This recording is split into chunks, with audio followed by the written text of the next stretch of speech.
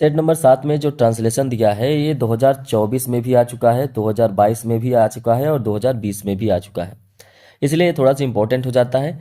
और ट्रांसलेशन की श्रेणी में हम लोग 2024 का ये लास्ट है सेट। इसके बाद 2023 के सेट में हम लोग एंट्री करेंगे। सबसे पहले दिया है कि प्रयागराज एक प्रसिद्ध नगर है।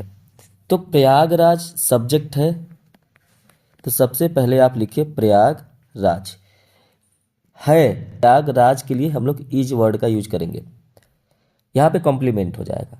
एक प्रसिद्ध नगर, एक के लिए यूज करेंगे अ, प्रसिद्ध के लिए यूज करेंगे फेमस, और नगर के लिए यूज करेंगे सिटी।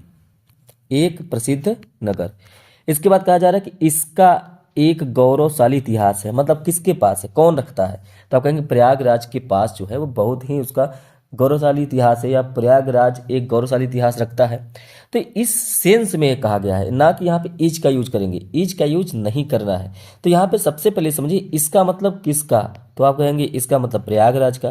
प्रयागराज नॉन लिविंग है, निर्जीव है, तो इसके लिए हम लोग यूज करेंगे इट प्रोनाउन का। तो सबसे पहले लिखेंगे इट, और इट के साथ हैज का यूज करेंगे। जब भी पास या रखना का सेंस हो तो हम लोग हैज या हैव या हैड का यूज करते हैं। हैज है प्रेजेंट में और हैड जो है पास्ट में यूज किया जाता है।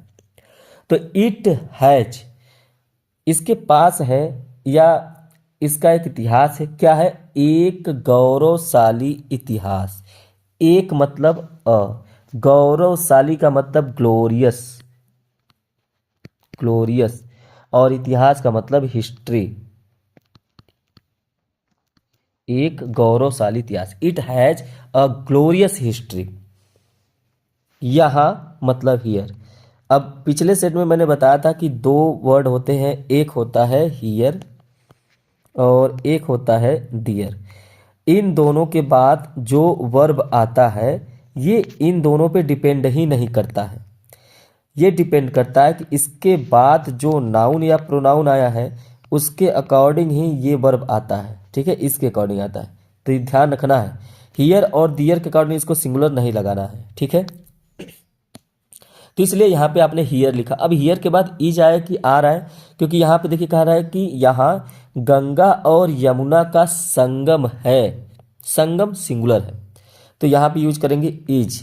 संगम का मतलब होता है कॉन्फ्लुएंस, तो द कॉन्फ्लुएंस, CONFLUENCE, इसका मतलब होता है संगम।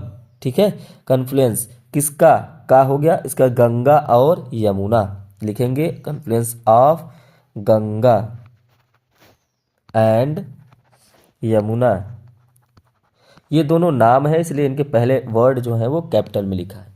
यहाँ पे समझना है कि बीच में आया है का। अब मैंने हर एक सेट में लगभग बताया कि जब भी बीच में का आएगा तो हमको ट्रांसलेशन में उल्टा बनाना पड़ता है। उल्टा बनाते समय संगम के साथ लगाएंगे द, उसके बाद लिखेंगे ऑफ, और उसके बाद लिखेंगे गंगा और यमुना।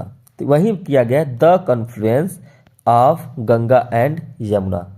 ठीक है, इसके बाद है कि यहाँ उत्तर प्रदेश का उच्च न्यायालय है। यहाँ मतलब कहाँ, प्रयागराज में। तो सबसे पहले यहाँ के लिए आप लोग यूज करेंगे हियर। अब हियर के बाद इज आए कि आर आएगा, तो उच्च न्यायालय हाई कोर्ट जो होता है वो सिंगुलर होता है, इसलिए आएगा इज। अब फिर से वही बात, तो यहाँ पे आया है क्या, का। अगर का आया है तो सबसे पहले हमको उल्टा बनाना है, तो सबसे पहले उच्च न्यायालय लिखेंगे, मतलब इसके साथ भी द का यूज करना है। उसके बाद ऑफ लिखेंगे, उसके बाद उत्तर प्रदेश लिखेंगे। तो यहाँ पे हो जाएगा here is the high court, high court. उसके बाद क्या लिखेंगे, ऑफ, ऑफ। अच्छा, यहाँ पे ये एच कैपिटल में होगा, ध्यान रखना है, हाई कोर्ट का, हाई कोर्ट ऑफ। उसके बाद ऑफ का मतलब उत्तर प्रदेश, उत्तर प्रदेश। ठीक है, फुल स्टॉप। लास्ट लाइन में कहा जा रहा है कि यह एक स्वच्छ सुंदर नगर है। यह मतलब दिस, और दिस के साथ आता है इज, और दिस हो गया यह, है हो गया इज। क्या है, एक स्वच्छ सुंदर नगर। एक मतलब स्वच्छ मतलब क्लीन, सुंदर मतलब ब्यूटीफुल, और नगर मतलब सिटी। तो इस तरीके से इसका पूरा ट्रांसलेशन इस तरीके से आप करेंगे। समझ में आया तो आप इसको लाइक करिए, और चैनल पे पहली बार हैं तो सब्सक्राइब करिए। मिलेंगे नेक्स्ट क्लास में। Thank you, have a nice day.